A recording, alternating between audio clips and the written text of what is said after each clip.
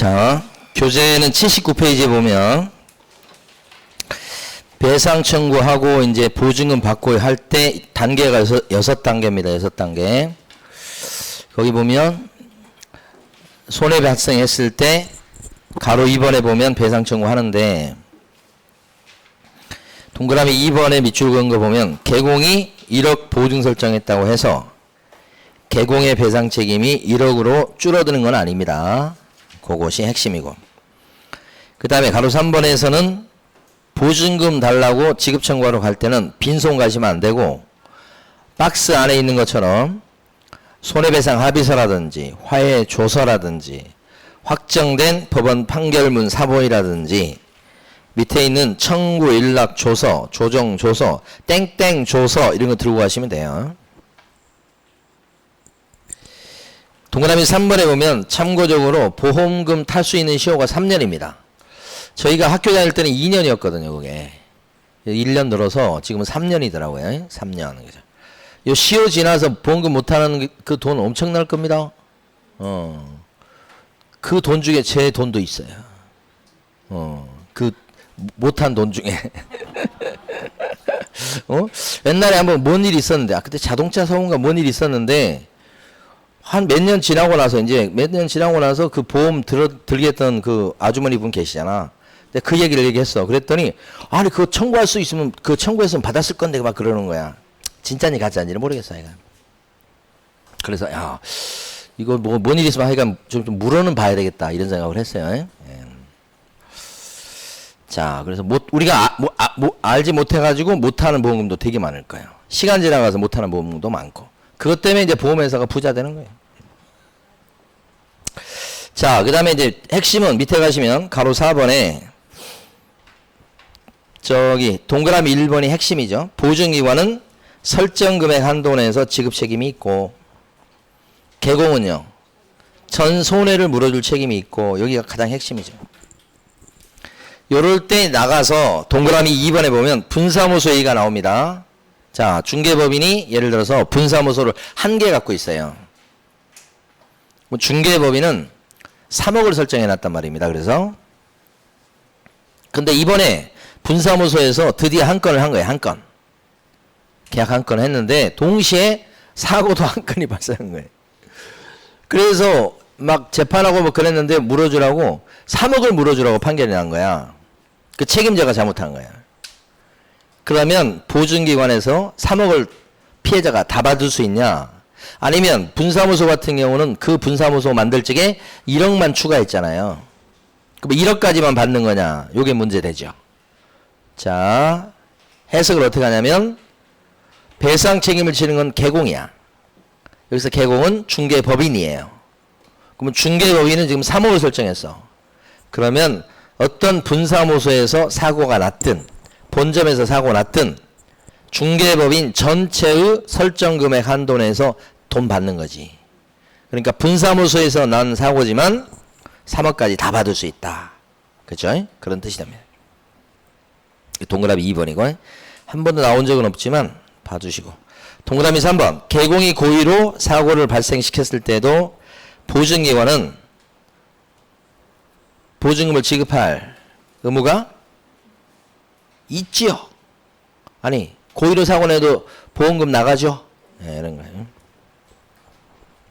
그 다음에 이제 가로 5번에 구상권 얘기인데 구상권은 보증기관이 손해배상금을 보증금으로 지급했을 때는 구상권 행사할 수 있어요.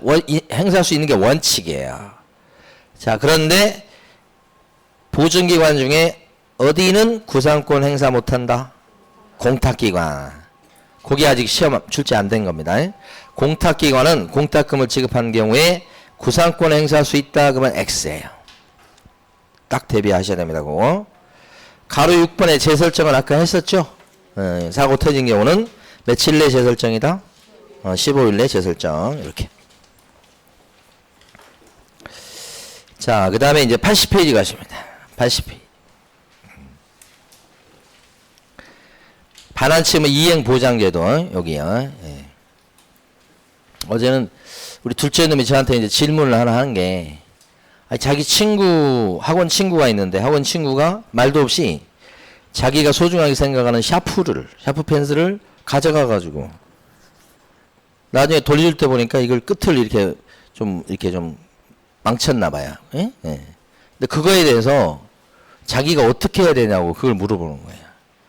그걸 갖다가 그냥 용서해주고 넘어가야 되는 거냐, 아니면 사과를 받아내야 되는 거냐, 자기가 내일 가서 어떻게 해야 되냐고. 그러면서 이제 또 빌려달라고 한다는 거야. 어떻게 해야 되냐, 지금. 여러분 같으면 어떻게 대답하겠어요?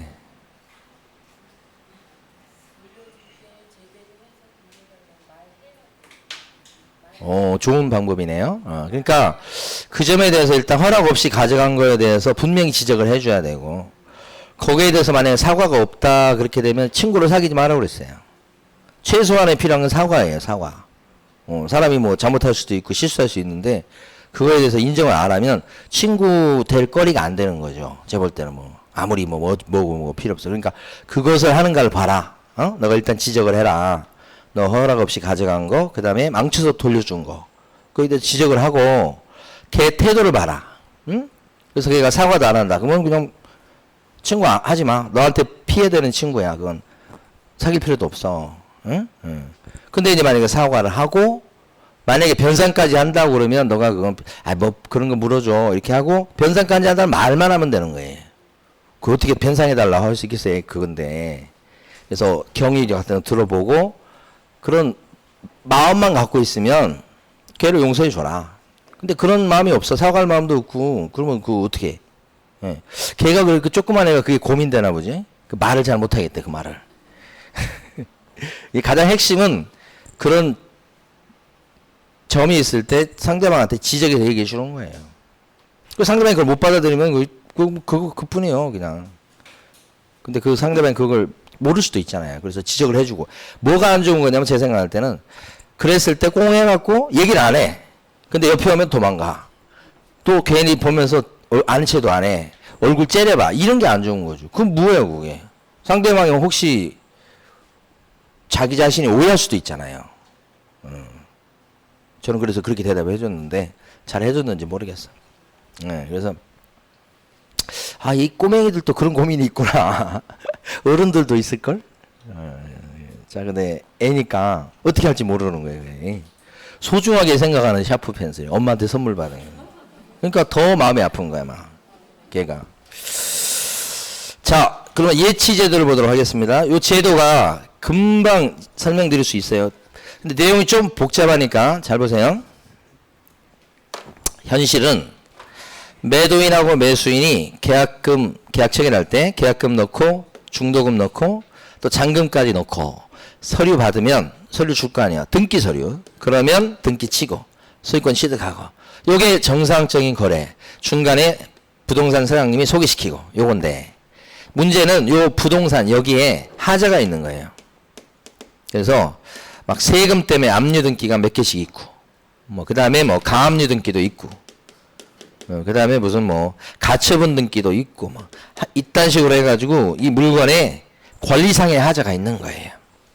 그러니까 계약을 체결하면서 계약금을 덥석 주기가 불안한 거죠. 했다가 나중에 이런 것 때문에 돈만 줬지 소유권을 못 가져오고 돈 돌려받으려면 엄청 힘들잖아요. 그게 이 사람 입장에서는 불안하죠. 자, 그랬을 때 부동산 사장님이 그렇게 불안한 점이 있으니 직접 이렇게 돈을 주지 말고 중립적 기관에다가 계약금, 중도금, 잔금을 이렇게 싹 넣어놨다가 완벽하게 서류가 넘어와서 등기까지 나는 그런 상황이 되면 그때 비로소 이걸 가져가게끔 하자.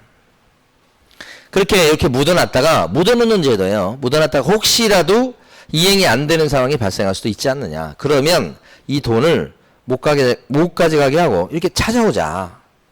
그럼 혹시 이제 잘못돼도 원상회복이 요 사람한테 줬다 뺏는 것보다는 쉽다는 거죠. 원상회복이 쉽다. 그러니까 이건 사고를 사전에 예방하는 제도예요. 사전에. 아까 봤던 보증제도는, 보증설정제도는 사고 나고 나서 손해 입은 걸 손해배상금을 어떻게 하면 사후적으로 좀 받을 거냐 이거죠. 그게 보증제도고 얘는 사고 터지지 않게 하는 사전적인 그런 안전장치란 말이에요.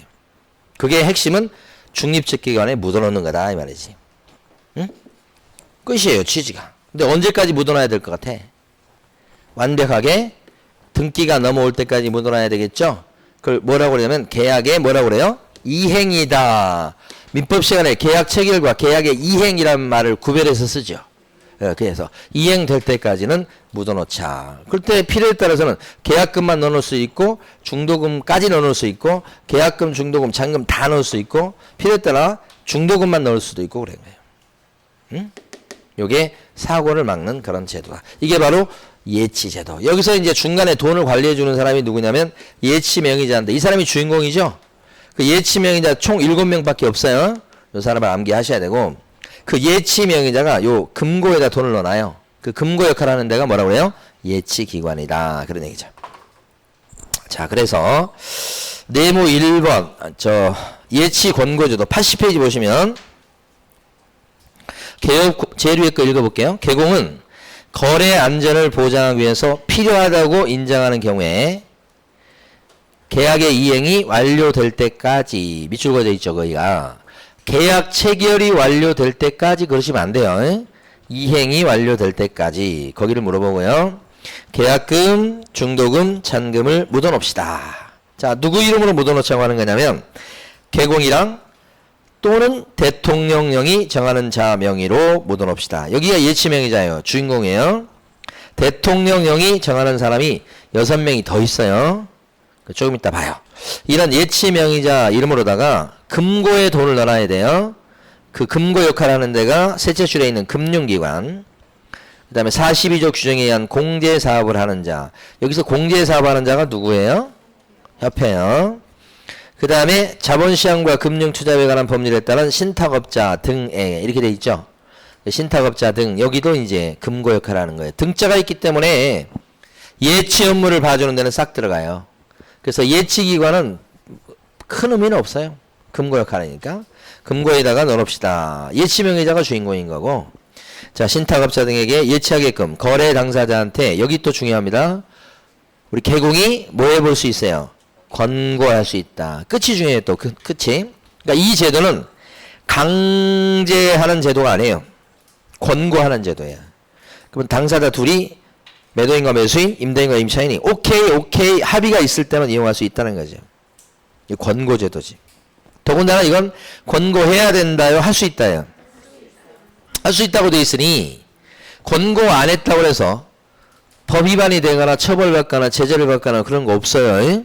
그래서 권고할 수 있다. 요 성격을 아셔야 돼. 그래서 가로 1번에 보면 이 제도는 사고를 사전에 예방하는 거다. 사후적인 안전장치라고 하면 큰일 나요. 틀려요. 사전적인 안전장치고 그 다음에 권고할 수 있다고 돼 있으니까 의무는 없다는 게 동그라미 2번이고 권고니까 둘 다 합의해 줬을 때만 이용할 수 있다는 거예요.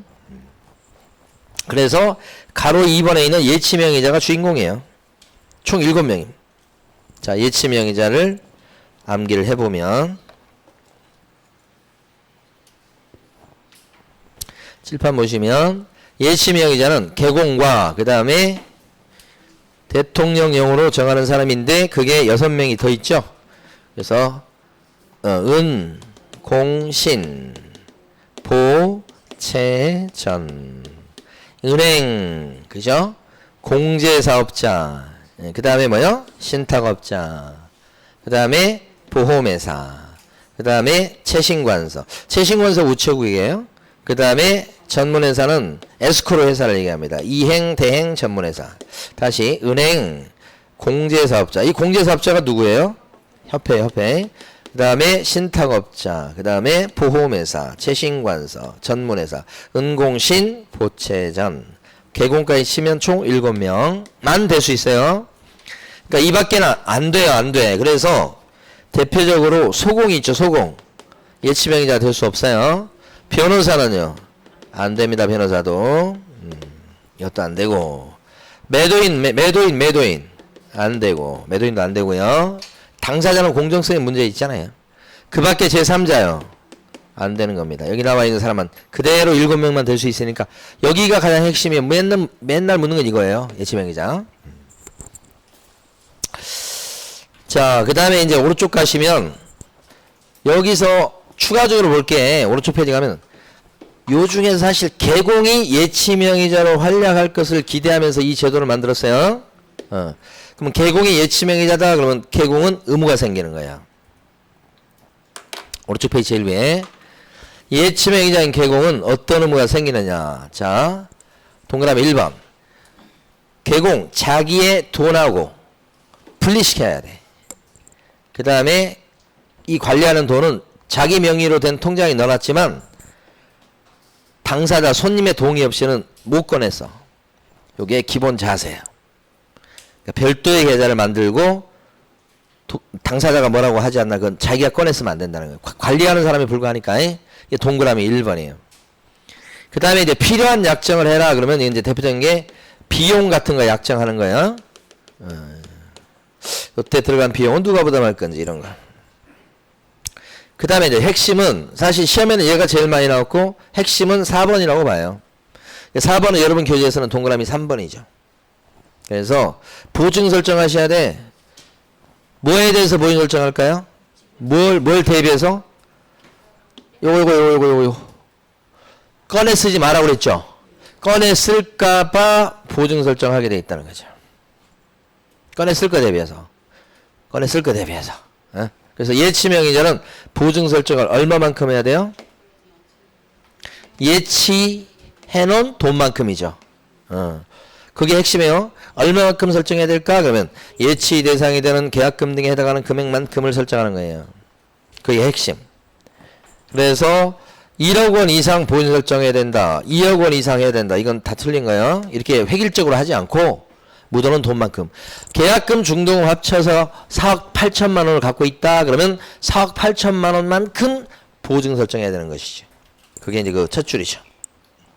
그때 보증 설정하는 방법은 둘째 줄에 있는 것처럼 보험에 들어도 되고 그 다음에 공제 가입해도 되고 공탁해도 되고 그렇습니다. 그래서 보증 설정을 해야 되겠다. 그래서 이제 시험 문제는 제가 볼 때 당구장 표시 미출거진 거에 그게 나올 가능성이 높아요. 여기 예치명의자가 중개법인입니다. 그러면 2억 원 이상 설정해야 된다. 뭐 이런 식으로. 공인중개사인 개공일 때는 예치명의자가 1억 원 이상 설정해야 됩니다. 그러면 땡이요. 땡. 제일 마지막에 있는 거 그렇게 나오지 않겠는가. 자, 그런데 이제 문제는 좋은 제도이긴 한데 문제는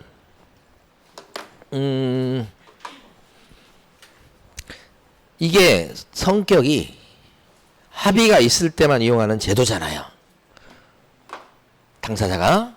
근데 이렇게 했을 때 이 사람은 불안해하지만 물건에 하자 있으니까. 근데 이 사람 입장에서는 만약에 합의해줘가지고 묻어놨다가 완벽하게 서류가 넘어간 뒤에 그때 돈을 가져온다면 이 집을 팔고 보통 가만히 있지 않아요. 보통 딴 데 가서 거래할 때 계약금이나 중도금을 받아가지고 치를 수 없는 결과가 돼요. 그러면 이 사람 입장에서 봤을 때는 이거 싫은 거예요. 묻어놓는 게. 이 사람은 좋지만 이 사람이 싫죠. 그럼 이 제도는 강제가 된다고 하면 모르지만 그렇지 않는 한 이 사람이 오케이를 안 해줄 거니까 이용되지 않아요.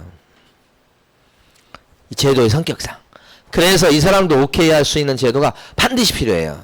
이 사람도 오케이 할 수 있는 제도가 반드시 필요한데 이 오케이 할 수 있는 제도가 바로 미리 돈을 빼가는 제도예요. 여기 매도인, 임대인 쪽에서 미리 돈을 빼가게 합니다. 그러니까 돈을 여기다 넣어놓으면 이 사람이 불안해서 그 돈을 미리 빼가도록 해요. 그러면 그 돈 가지고 계약금, 중도금, 잔금 치를 수 있으면 여기도 오케이지. 문제는 돈을 빼가고 제대로 이행했을 때는 아무런 일이 발생하지 않지만 돈 빼갔는데 이행이 안 되는, 제대로 이행이 안 되는 상황이 발생하면 이 사람이 돈을 찾으러 올 텐데 돈이 있나요? 없어. 그건 문제지. 그래서 미리 빼가 놓고 이행 안 했을 때를 대비해서 요 사람 보고 야, 너 보증인 세워놔 이렇게 하는 거예요. 너가 제대로 이행 안 했을 때 대비해서 대신 물어줄 사람 세워놓고 빼가 이렇게 하는 거지. 거기가 보증서 발행기관이야. 그러니까 사전 수령하려면 반드시 뭐가 필요해요? 보증인이 필요해요. 보증인. 다시 말씀드리면 보증서가 필요하다고. 보증서를 누가 끊어줘요? 여기서 끊어주죠. 그럼 여기는 보증서 끊어준다는 의미가 무슨 의미야? 혹시 여기서 이행 제대로 안 하면 내가 대신 물어줄게. 걱정 마. 이런 뜻이라고. 그래 놓으면 여기도 안심할 수 있죠, 이제. 그러면 이제 여기는 돈 빼가고 여기는 혹시 나중에 안 되면 저기서 받을 수 있으니까 안심할 수 있고. 이렇게 만들어 놓은 거지. 참 사람이 머리가 좋죠. 그죠? 이거 무슨 원숭이야 이런 거 만들겠어, 이거? 예? 이거 머리 수준이 틀리지. 예. 지금 여러분 눈빛은 원숭이도 만든다 이런 눈빛이야. 어떻게 만들겠어요, 원숭이가? 정말 이 사람의 머리는 참 정말 이건 그런 것 같아, 정말로. 자, 요게 이제 사전 수령 제도입니다. 그래서 81페이지에 보면 아래쪽 네모 2번 있잖아요. 그거 보도록 합니다. 네 줄 읽어보고 넘어갈게요. 요건 시험에서 중요하다고 보이는데 아직 한 번도는 아닌데 잘 안 나오는 부분입니다. 이게 사전 수령 제도가. 자, 계약금 등을 예치한 경우 나왔죠. 매도인, 임대인 등 계약금 등을 수령할 수 있는 권리가 있는 자는 당해 계약을 해지한 때 계약금 등의 반환을 보장하는 내용의 금융기관 또는 보증보험회사가 발행하는 보증서를 사전 수령하려면 반드시 필요한 게 뭐예요? 보증서. 보증서가 필요한데 이 보증서를 누구에게 갖다 줘야 됩니까? 예치명의자. 그죠? 오 시험에서는 이거 한 문제로 내놨습니다, 여러분. 예치명의자한테 갖다 주고 계약금을 미리 빼올 수 있다. 근데 그때 보증서는 누가 발행하는 거죠? 두 군데인데 금융기관하고 보증보험회사. 밑줄 그어놓은 데를 잘 기억을 해주셔야 돼요. 특히 이러한 보증서를 매수인에게 교부한다고 하시면 안 돼요. 매수인한테 갖다 주는 게 아니고 누구한테요? 예치 명의자한테 갖다 준다는 거예요. 그거 잘 기억하셔야 됩니다. 자, 이제 금쟁이로 넘어갑니다.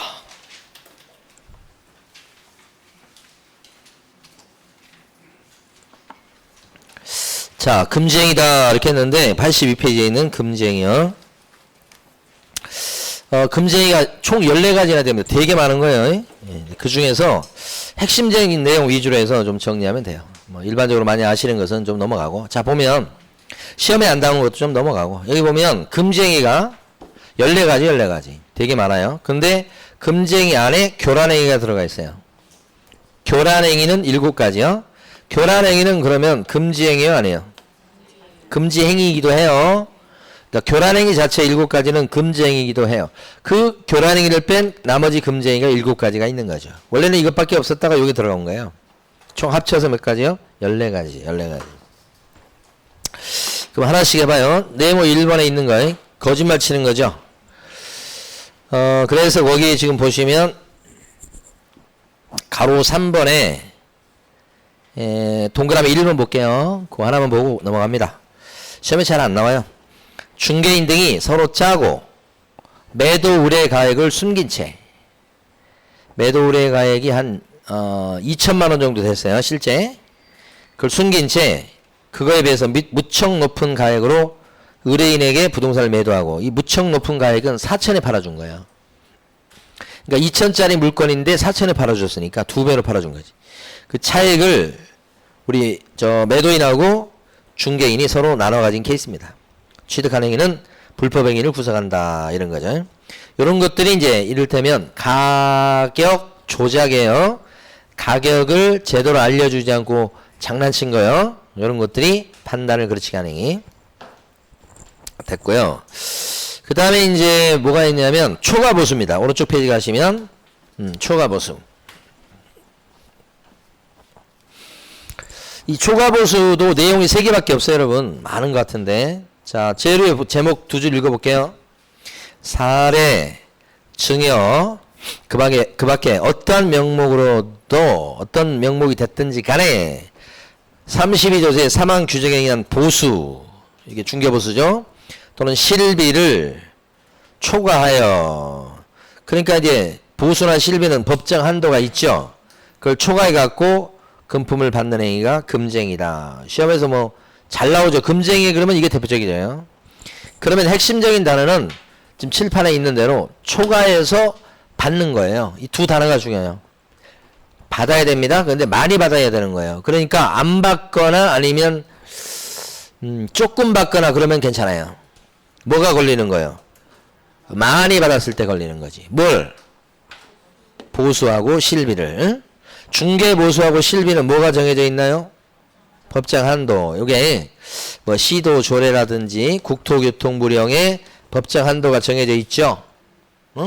그걸 넘겨서 받으면 걸린다 이 말이지. 내용 자체가.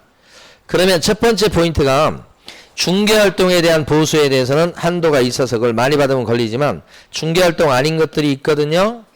분양대행. 동그라미 1번에 있는 분양대행은 중개 아니죠. 그러니까 분양대행료는 한도가 없죠. 얼마를 챙겨도 안 걸리는 거죠.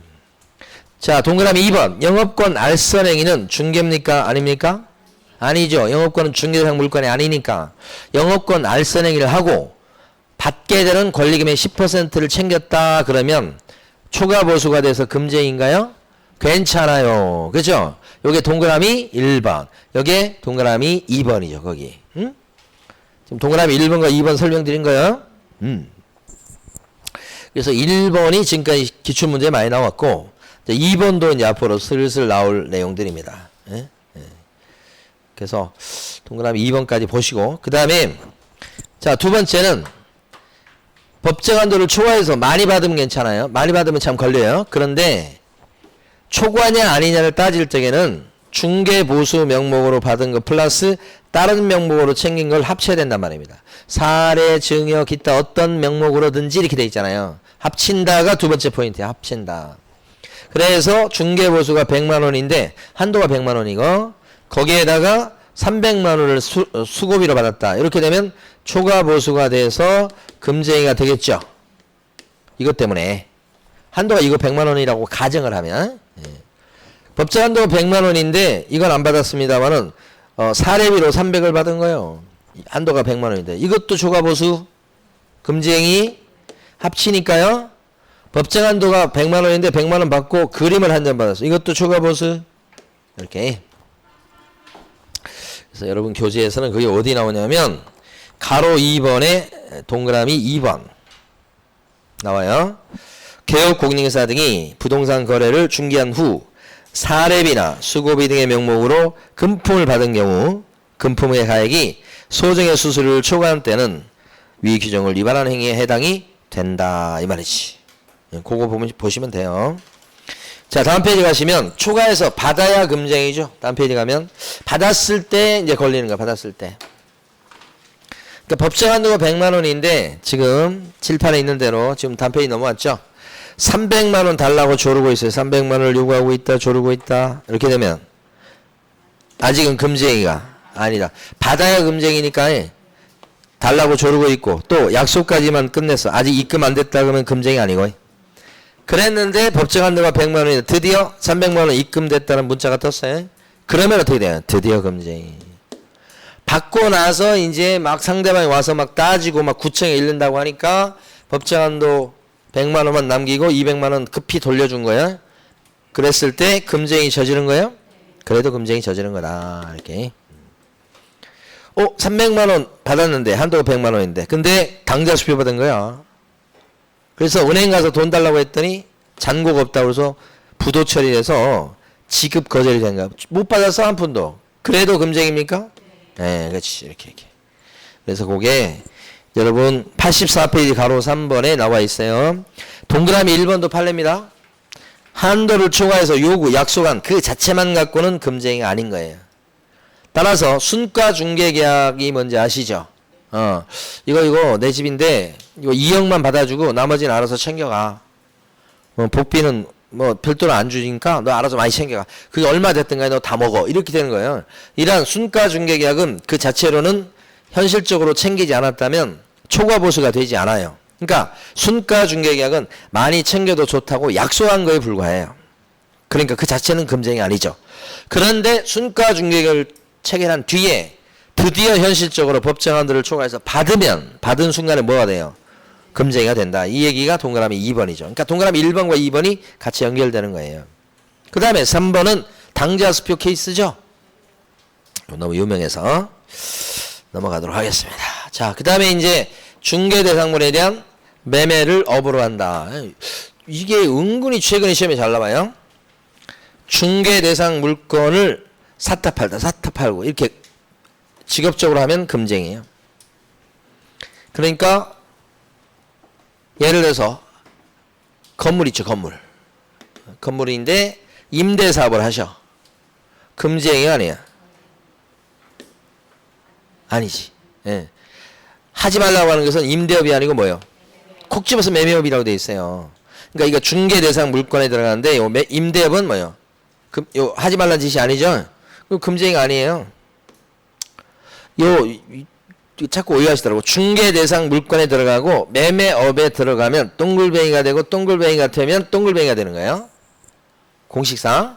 그러니까 만약에 혹시 건물인데 임대업이다 그러면 X라는 표시는 임대업을 못한다는 뜻이 아니고, 응? 자꾸 오해하시는데 매매업에 해당되지 않는다는 X예요. 두 개 다 동글뱅이가 돼야 동글뱅이거든. 하나도 X가 되면 뭐 X예요. 반대로 건축 자재 있죠. 샀다 팔고 해요. 중개 대상물이에요? 아니잖아. I라는 X예요. 그런데 매매업을 했다는 것은 하지 말란 지시긴 하죠. 이랬을 때 금쟁입니까? 그러면 두 개가 다 동글뱅이가 돼야 된다고요. 이거 이제 의외로 이해를 잘 못하시는 것 같더라고. 이 의미 자체가 X가 이거 못한다는 뜻이 아니고, 응? 근데 이렇게 되는 거. 임목에 대해서 샀다 팔고 해요. 그러면 금쟁입니까? 그러면 중개 대상 물건이네. 그러면 동그라미. 하지 말란 지시네. 동글뱅이. 그러면 동글뱅이가 되는 거죠. 이렇게. 그래야 금쟁이가 되는 거예요. 재래요건 어때요? 토지, 매매업. 중개상 물건이네. 하지 말란 지시네. 금쟁이죠. 이렇게 되는 거죠. 이렇게 하시라고. 다만 여러분들이 14조를 공부했기 때문에 요거는 건물 임대업은 그러면 금쟁이가 아니죠. 할 수 있죠. 그러면 중개법인이 할 수 있어요? 못하는 거예요. 14조 때문에 못한다고요. 자, 여러분들 할 수 있어요? 할 수 있어요. 여러분들은. 이게 금쟁이가 아니고 하지 말란 법이 없으니까 할 수 있고, 중개법인은 할 수 있는 게 딱 정해져 있기 때문에 거기 안 들어가면 못하는 거예요. 금쟁이는 아니지만. 오케이. 거기까지 이해했으면 더 이상 이해할 게 없어요. 자, 네모 4번. 요게 바로 그 유명한 무등록 중개업자와의 협조행위다. 동네 가면 왕년에 하면서 이런 분 꼭 계셔. 왕년에 내가 부동산 해가지고 돈 엄청 벌었고 뭐 그때 어떤 차를 끌고 다녔고 내가 뭐 아는 사람이 어떤 연예인이 있고 막 그런 얘기 막 하면서 진짜인지 가짜인지 모르는데 하여간 막 그렇게 얘기하잖아. 그래서 내가 손님들 많이 하니까 물건 이렇게 끌고 오면 여기서 할 거니까 그러면 좀 떼주라 이렇게 하는 거지. 예? 그래서 그랬을 때 요 사장님 입장에서 봤을 때 이런 사람이 와가지고 그런 사람 소개시키겠다고 하면 나쁠 일은 없어요, 사실은. 그렇죠?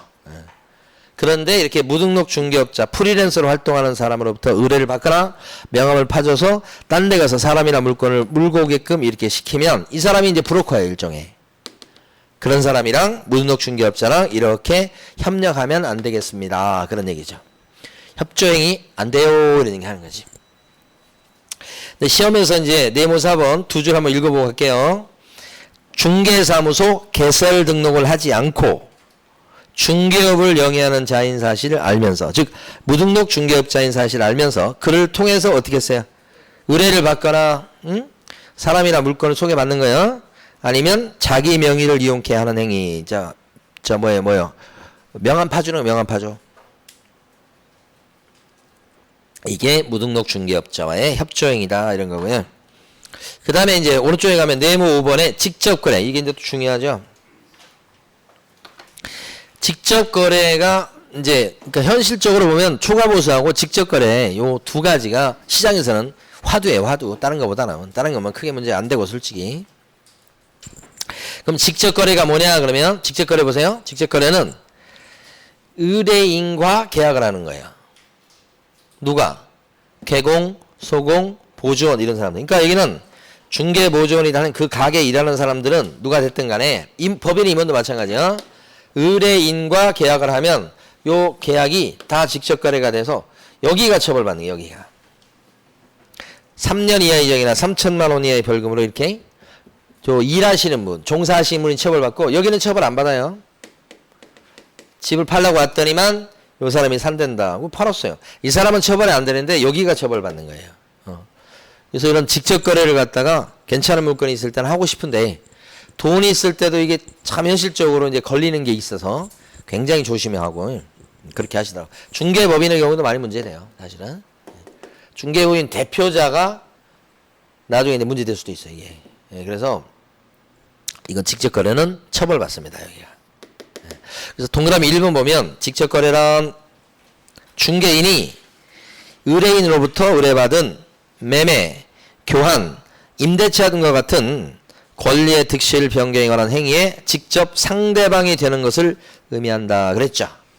직접 상대방이 되는 그 경우를 직접거래라고 한다.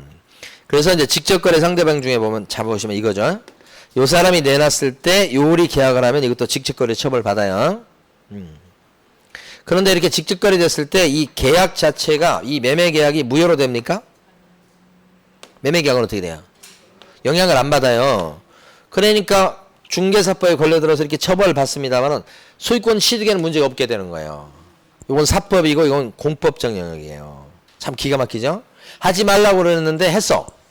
근데 그 계약은 또 유효래. 그럼 어떻게 해야지. 그리고 갔다 오면 돼. 대신 큰 거랑 꺼내야지.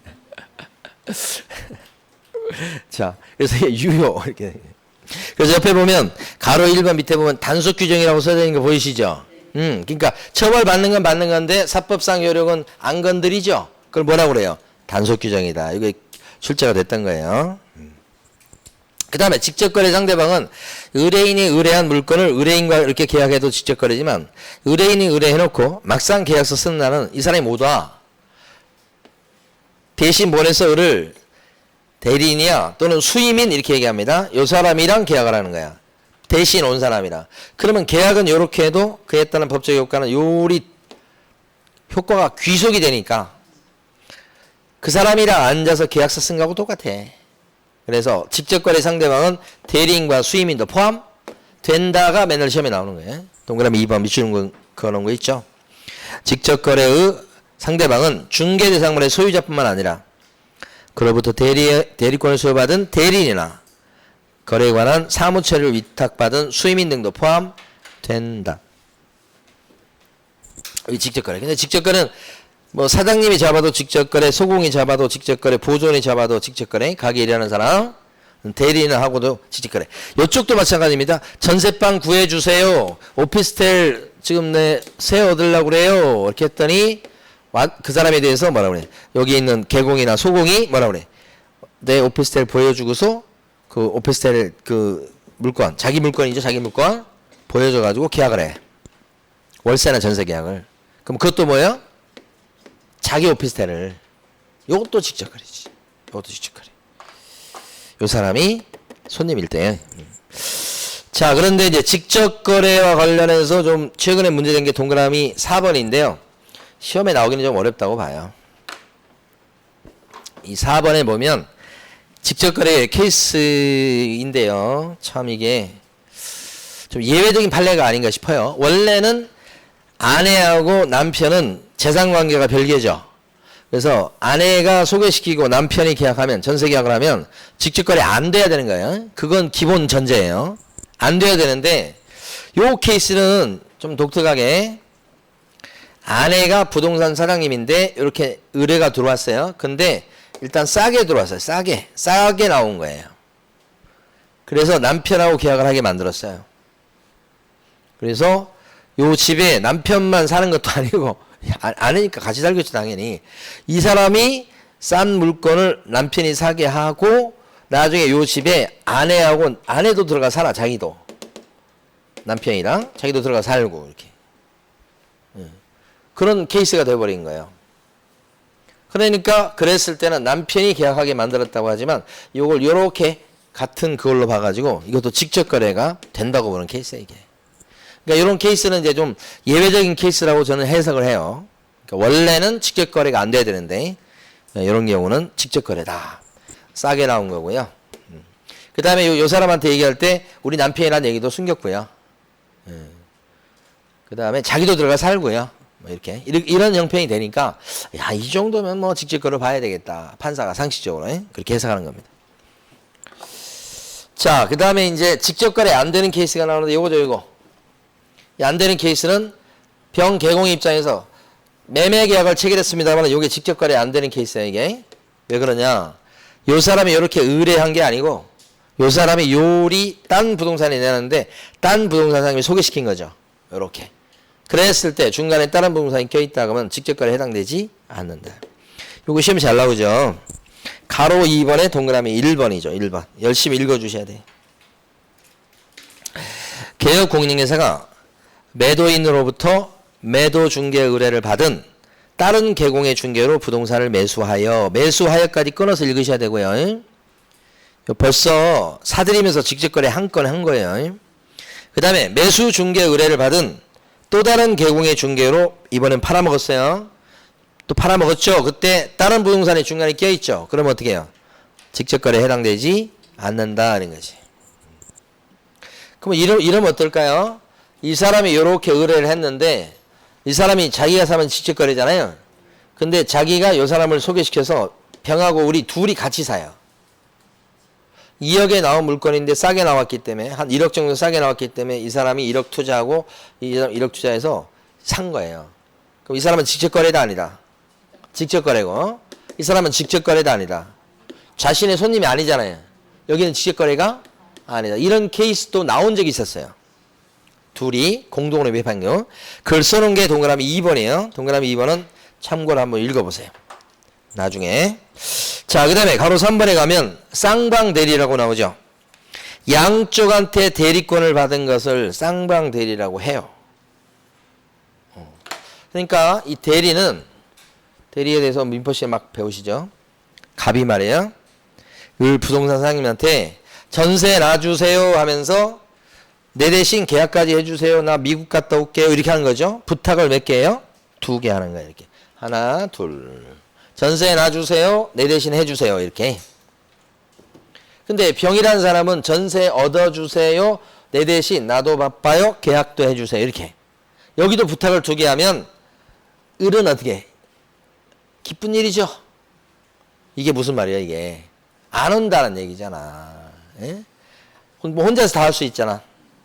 뭐 태클 걸 사람이 없잖아요. 이게 좋은 거예요.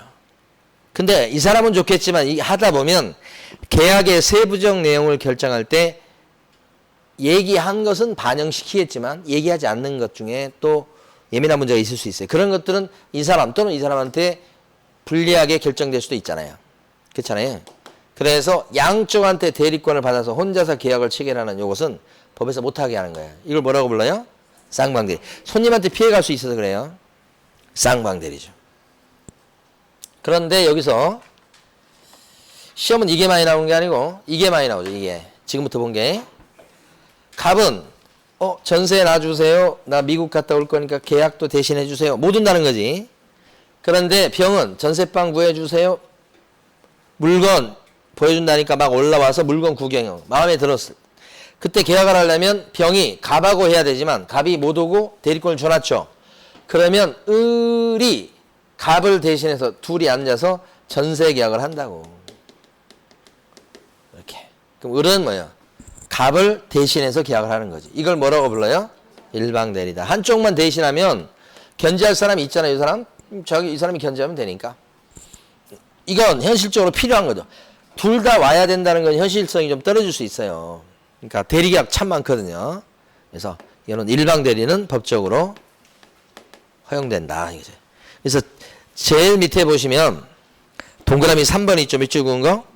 개업공인중개사가 매도 의뢰인의 위임을 받아. 여기 핵심이에요. 매도 의뢰인의 위임을 받아가지고 누구랑 계약하는 거예요? 매수 의뢰인과 계약하는 것은 직접 거래예요? 일방대리예요? 일방대리. 다시 천천히 보셔야 돼. 개공이 매도 의뢰인의 위임을 받아서 매수 의뢰인과 매매 계약을 체결했다. 매수 의뢰인과 했지만 위임을 받아 했기 때문에 이건 일방대리로서 금지행위가 아니다. 이 동그라미 3번이 중요하고 칠판에서 한번 봐봐요. 칠판 연습. 자, 개공이 매수 의뢰인과 매매 계약을 체결했다. 이렇게 되면 직접 거래해야 하네요. 매수 의뢰인과 매매 계약을 체결하면 직접 거래해요. 직접 거래. 누구랑 했으니까 의뢰인. 간단해. 의뢰인과 계약했다. 직접 거래해요. 개공이나 소공이 이렇게. 자, 매도 의뢰인의 위임을 받아. 요 말이 더 이제 앞에 들어와요. 매수 의뢰인과 매매 계약을 체결했다. 매수 의뢰인이라고 했지만 매도 의뢰인에 뭘 받아서 한 거죠? 위임. 그러면 직접 거래가 아니고 일방 대리. 직접 거래하고 일방 대리는 요 차이. 위임을 받아 대리권 수여받아 이 말이 있냐 없냐에 달려있죠? 간발의 차이요. 두 개를 구별할 줄 아셔야 돼요. 금쟁이가 됐다 안 됐다 그럴 수 있어요. 잘못하면 이건 금쟁이고 이건 금쟁이가 아니고. 네, 오케이. 너무 중요한 거였어. 자, 네모 6번 보시면 제목에 지금 세 줄이 있잖아요. 이거 해봐요.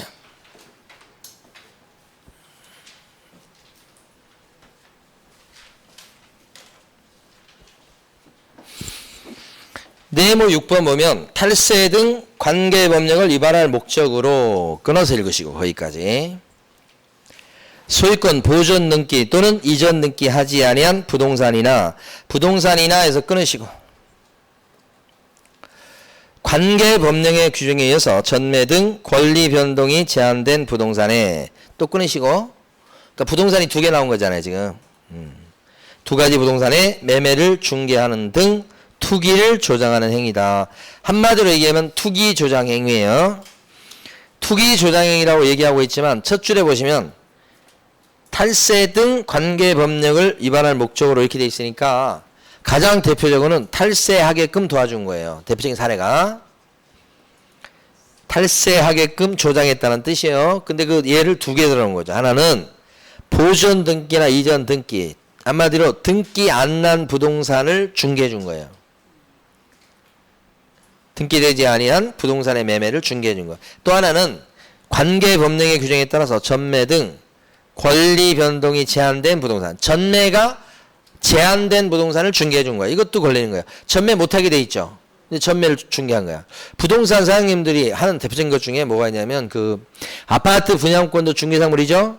근데 아파트 분양권 같은 경우에 보면 투기 막기 위해서 일정 기간 동안 전매를 제한하는 경우가 있어요. 그 여기 대표적인 게 여기 들어가. 전매 제한이 붙어 있지만 뭐요?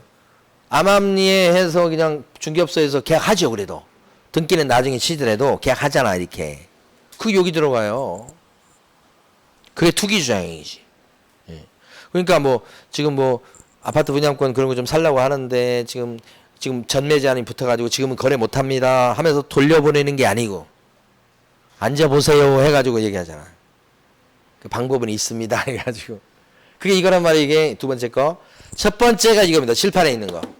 첫 번째는 을이 이 집을 사가지고 병한테 팔아먹는데 자기 앞으로 등기를 안 가져오고 자기 빠져요. 나중에 서류상으로 갑이 직접 병한테 파는 걸로 서류를 꾸면서 등기를 직접 이렇게 쳐. 그러면 자기는 샀다가 팔면서 차익 남기고 빠졌는데, 그죠?